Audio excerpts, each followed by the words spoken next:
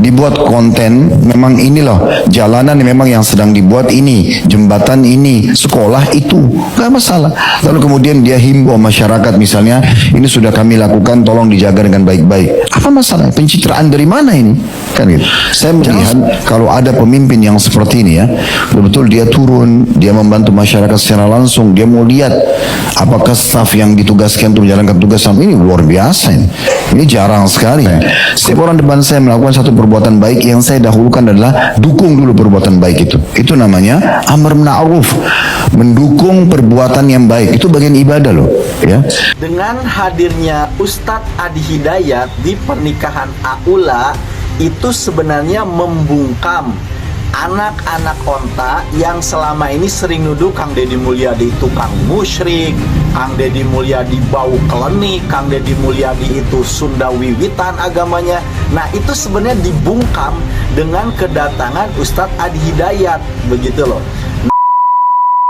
Assalamualaikum warahmatullahi wabarakatuh. Sampurasun, kumaha damang. Semoga kalian selalu berada dalam keadaan sehat walafiat ya guys. Oke guys, kali ini kita akan bahas Kang Deddy berdasarkan pandangan ulama. Ulama yang kita akan bahas ini adalah ulama yang sangat terkenal dan memiliki banyak jutaan pengikut. Penasaran kan? Siapa? Hayo, saya jawab aja deh.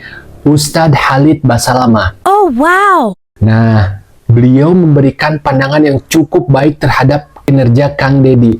Bahkan menurut Ustadz Khalid Basalamah, Kang Deddy disamakan dengan panglima perang yang turun langsung menghadapi persoalan masyarakat.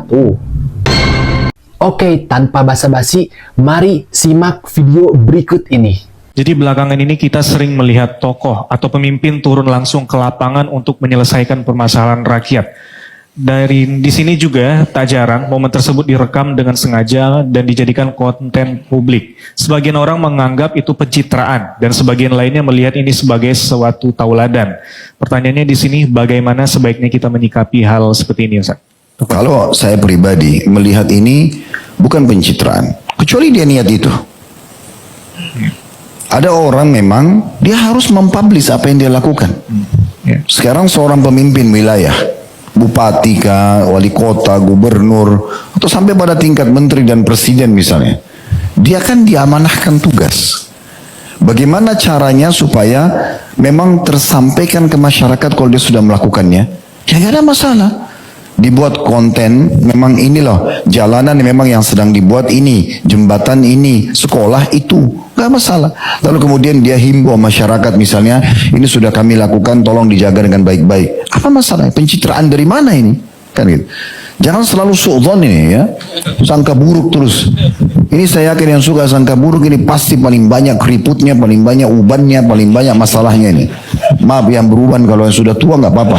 Tapi ada yang masih muda sudah beruban, karena semua dia mau campuri apa saja. Ya. Bahkan temannya pakai sendal apa ditanya, kenapa pakai sendal itu, celana itu kenapa dipakai, kopiah itu kenapa dipakai, untuk apa ini? Gitu. Nyampurin semua urusan orang gitu ya. Jadi nggak perlu teman-teman sekalian. Jangan langsung nilai buruk, karena ini sesuatu yang biasa. Antum pun pribadi bisa mempublish. Sekarang kita tanya kepada penanya ini misalnya, kalau antum lagi kebetulan jalan di sebuah jalan, antum temukan ada satu orang miskin, terus muncul di benak antum bantu. Tapi tiba-tiba juga terilhamkan di pikiran antum, selain saya bantu, saya kebetulan punya Instagram. Kenapa saya nggak ajak follower saya untuk bantu orang yang sama? Nih teman-teman sekalian, ini ada orang tidak mampu, alamatnya di sini, bantu. Masa itu pencitraan? Kan itu terlalu jauh gitu ya. Dan mungkin kalau kita persentasekan antara orang yang buat konten itu pencitraan dengan yang bukan pencitraan, saya yakin yang bukan pencitraan lebih besar persentasenya gitu ya. Karena orang pasti ada lebih banyak, ada juga yang mau memberikan edukasi, ada orang yang mau berbagi pengalaman gitu kan. Berapa banyak orang yang misalnya dia sembuh dari penyakit, dia cerita tentang pengalaman dia sembuh. Itu kan juga tidak harus pencitraan. Mungkin dia mau tunjukkan dokter ini cocok, obat ini cocok dan segala macam gitu kan. Atau dia mungkin pernah menggunakan jasa travel, pergi haji dan umroh, dia rasa itu bagus, kemudian dia sampaikan. Atau teman-teman yang punya travel, kami kadang-kadang kalau lagi haji umroh kami publikasikan. Tujuannya bukan pencitraan, jadi orang tahu, oh fasilitas travel itu ini, hotelnya ini, busnya ini, apa yang salah di situ, kan itu. Jadi tidak usah berpikir masalah pencitraan. Sangka baik teman-teman sekalian. Saya melihat kalau ada pemimpin yang seperti ini ya, betul dia turun, dia membantu masyarakat secara langsung, dia mau lihat apakah staf yang ditugaskan untuk menjalankan tugas sampai ini luar biasa ini. Ini jarang sekali. Kebanyakan pemimpin itu panglima perang atau pemimpin wilayah yang memang tidak punya iman kepada Allah SWT, mereka santai aja. Perang, tapi dia di rumah makan gitu kan. Nah, ya. Maju serang, dia nggak pernah serang gitu. Ini omong kosong. Makanya kata Ali radhiyallahu anhu, kami kalau sedang terjadi kecamuk peperangan, kami berlindung di belakang Nabi SAW. Nabi ada di situ. Nabi bukan suruh perang baru Nabi nggak ikut, gitu kan? Itu Ali mengatakan kalau sedang berkecamuk perang kami berlindung di belakang Nabi SAW. Di perang Uhud itu, waktu pasukan muslimin sudah terdesak dan pasukan Quraisy sudah mendekat 2.800 hampir 3.000 pasukan mendekat menyerang kaum muslimin, maka Nabi SAW sempat meminta lembing, ada satu tombak kecil, lalu melempar, kaum muslimin melihatnya, melempar ke arah orang-orang Quraisy, dan Ali mengatakan saking kuatnya Nabi SAW melempar sampai kami semua terlempar karena kuatnya belum. Jadi beliau ada partisipasi, jadi bukan cuma ngomong gitu kan. Nah begitu juga pemimpin kalau turun seperti ini tuh luar biasa, daripada dia cuma tinggal di rujab misalnya rumah jabatannya atau di rumahnya kemudian dia cuma suruh bawahnya pokoknya kerjakan ya, dia jadi nggak jadi terserah, itu belum kurang tanggung jawab malah kan gitu. Jadi coba sangka baik teman-teman sekalian, kalau yang seperti ini setiap orang ya usahakan begitu. Kalau saya begitu prinsip saya, setiap orang depan saya melakukan satu perbuatan baik, yang saya dahulukan adalah dukung dulu perbuatan baik itu namanya amar ma'ruf, mendukung perbuatan yang baik, itu bagian ibadah loh ya. Kalau dia buat kemungkaran sarah, baru kita nahi mungkar, baru kita luruskan. Jadi kita sangka baik dulu. Bahkan itu bisa jadi contoh, berapa banyak orang yang mengangkat informasi di media ternyata sangat bermanfaat kan itu. Bermanfaat sekali buat orang yang dibantu kah, buat kegiatan itu kah, gitu kan, dan segala macam. Itu contohnya. Kata Nabi SAW, man akrama sultanallahi fid dunya akramahullahu yawmal qiyamah. Barang siapa yang memuliakan pemimpin yang telah Allah pilih di dunia, bagaimanapun caranya dia, yang jelas Allah sudah tetapkan jadi pemimpin. Kalau dia zalim, berarti Allah akan menguji dia dengan pemimpin tersebut dan akan menjadi berat bagi hari kiamat. Tapi kalau dia benar caranya, maka juga Allah telah memilih dia. Kata Nabi SAW, Allah akan muliakan dia di hari kiamat. Siapa yang memuliakan pemimpin yang ada di lokasi dia. Dan siapa yang menghina-hina pemimpin Allah di muka bumi, maka Allah juga akan menghinanya di hari kiamat nanti. Tapi kalau mereka memerintahkan sesuatu yang melanggar agama, maka jelas hadisnya yang diriwayatkan oleh Imam Muslim, la ta'ata li makhlukin fi ma'siyati khaliq. Tidak ada ketaatan pada makhluk, apakah itu orang tua kita karena kita diwajibkan berbakti, atau masyarakat di komunitas negaranya yang ada pemimpinnya, tidak boleh taat pada makhluk. Kita wajib taat pada mereka. Tapi kalau sudah berbau maksiat, kata Nabi SAW, tidak ada ketaatan pada makhluk yang berbau maksiat kepada khaliq. Luar biasa sekali dari Ustadz Khalid Basalamah. Penjelasannya memang singkat tapi benar-benar mengena banget ya. Jadi menurut beliau, kita sebagai rakyat Indonesia, sebagai kaum muslimin harus tetap berpikir positif thinking terhadap pemimpin kita. Apalagi kalau pemimpin yang suka turun ke lapangan seperti Kang Deddy Mulyadi. Menurut Ustadz Khalid Basalamah, beliau sangat mengapresiasi tinggi terhadap pemimpin yang mau turun ke lapangan. Itu disamakan dengan panglima perang. Bahkan kata Ustadz Khalid, pada zaman Nabi Muhammad SAW, ketika perang Uhud, mereka itu pada berlindung di belakang Nabi Muhammad. Karena kenapa? Ketika pasukan kaum Quraisy datang, Nabi Muhammad paling awal dalam menyerukan perang dan langsung menyerang dengan menggunakan tombak yang dilempar kepada kaum Quraisy. Jadi seorang pemimpin tuh nggak harus di belakang, tapi ternyata di lapangan dia mengkomando kinerja anak buahnya di lapangan. Nah seperti itulah itu menurut pandangan Ustadz Khalid Basalamah.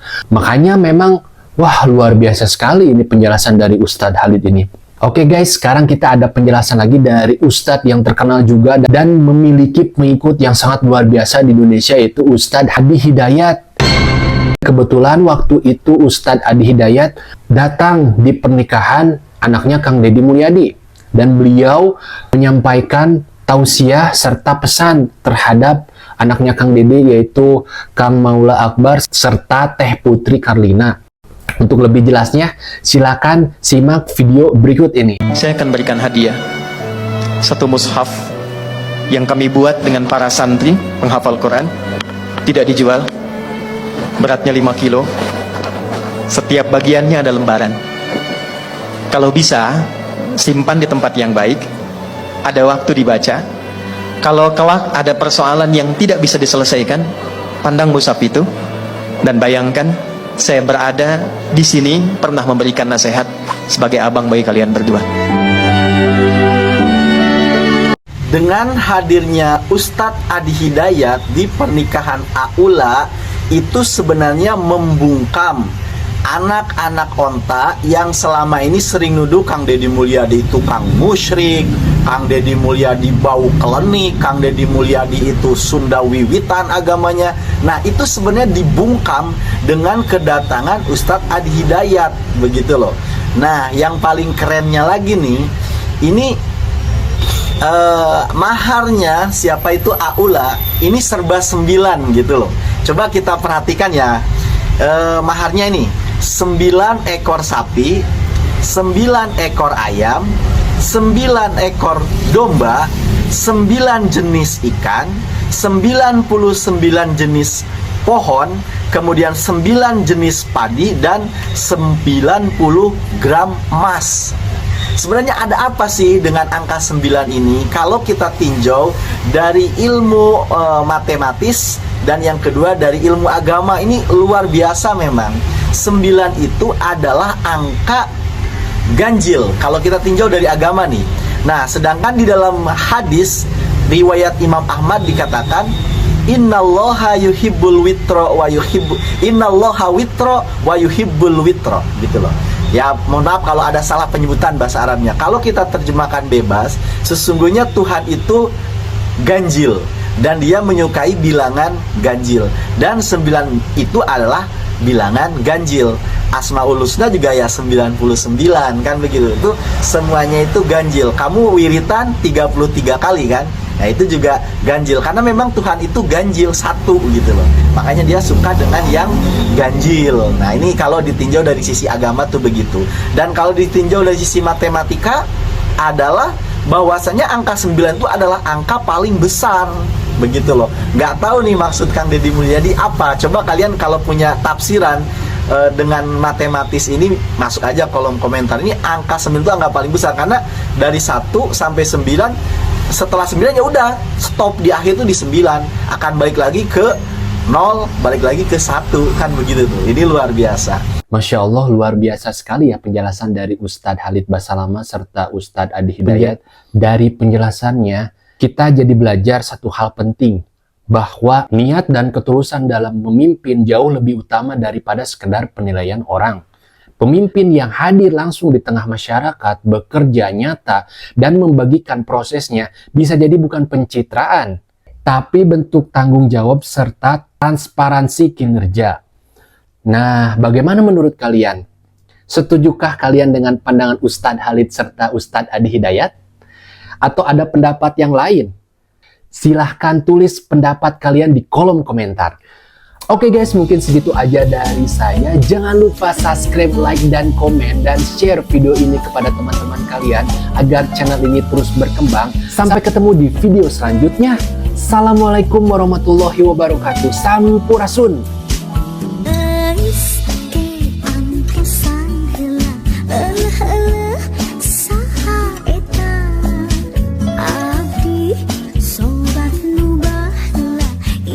Idih